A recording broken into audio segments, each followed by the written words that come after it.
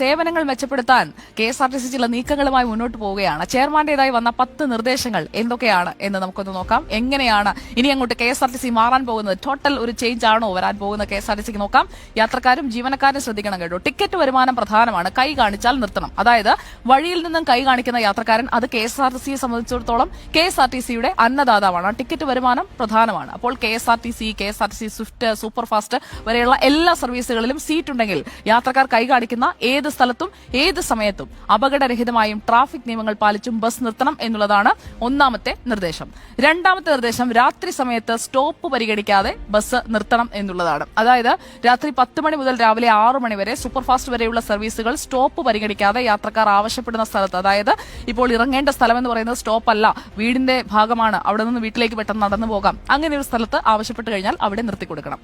മൂന്നാമത്തേത് സ്ത്രീകളുമായി ബന്ധപ്പെട്ടാണ്. സ്ത്രീകളുടെ സുരക്ഷയും സൗകര്യവും പരിഗണിക്കണം എന്നുള്ളതാണ്. അതായത് രാത്രി 8 മണി മുതൽ രാവിലെ 6 മണി വരെ സുരക്ഷയും സൗകര്യവും കണക്കിലെടുത്ത മിന്നൽ ഒഴികെയുള്ള ബസ്സുകൾ സ്ത്രീകൾ ആവശ്യപ്പെടുന്ന സ്ഥലങ്ങളിൽ നിർത്തണം എന്നുള്ളതാണ് മൂന്നാമത്തെ നിർദ്ദേശം. നാലാമത്തേത് ബസ്സിൽ കയറാൻ ബുദ്ധിമുട്ടുള്ള ആളുകൾ, അവരെ കണ്ടക്ടർ സഹായിക്കണം എന്നുള്ളതാണ്. വയോജനങ്ങൾ, ഭിന്നശേഷിക്കാർ, കുട്ടികൾ ഇവർക്കൊക്കെ ബസ്സിൽ കയറാനും ഇറങ്ങാനും ഒക്കെ ബുദ്ധിമുട്ടുണ്ടെങ്കിൽ അവരെ കണ്ടക്ടർ സഹായിക്കണം എന്നുള്ളതാണ് നാലാമത്തെ നിർദ്ദേശം.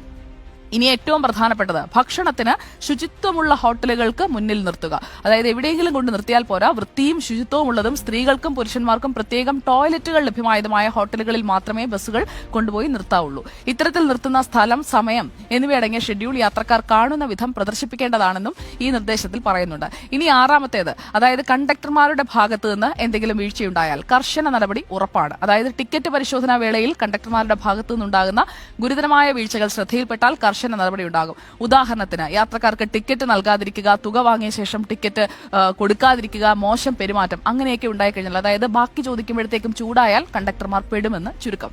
ഇനി ഏഴാമത്തേത്, ജീവനക്കാർ, കെഎസ്ആർടിസിയിലെ ജീവനക്കാർ മദ്യപിച്ചില്ല എന്ന് ഉറപ്പുവരുത്തി മാത്രമേ ഡ്യൂട്ടിയിൽ പ്രവേശിപ്പിക്കൂ. ഡ്യൂട്ടിക്ക് എത്തുന്ന മുഴുവൻ ഡ്രൈവർമാരെയും വനിതകൾ ഒഴികെയുള്ള കണ്ടക്ടർമാരെയും ബ്രീത്ത് അനലൈസർ ഉപയോഗിച്ച് മദ്യപിച്ചിട്ടില്ലെന്ന് ഉറപ്പുവരുത്തി മാത്രമേ ഡ്യൂട്ടിക്ക് ഉപയോഗിക്കാൻ പാടുള്ളൂ. അതായത് ഊതിയിട്ട് കയറിയാൽ മതിയെന്ന് ചുരുക്കം. അടുത്തത് എട്ടാമത്തെ നിർദ്ദേശം, ഒരേ റൂട്ടിൽ ഒന്നിന് പിന്നാലെ ഒന്നായി സർവീസ് നടത്തരുത് എന്നുള്ളതാണ്.